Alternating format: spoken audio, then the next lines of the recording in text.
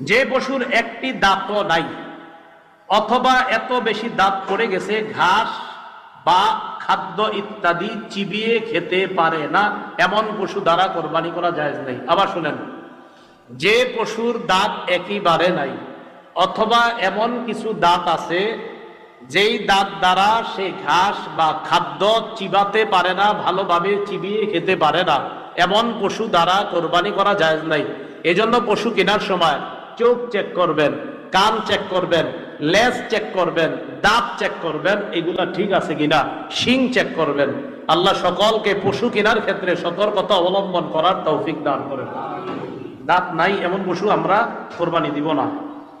এবার আসেন, ভেঙে গেছে, শিং ছিল ভেঙে গেছে, এই পশুর ব্যাপারে কি খুব মন দিয়ে শুনি আমরা।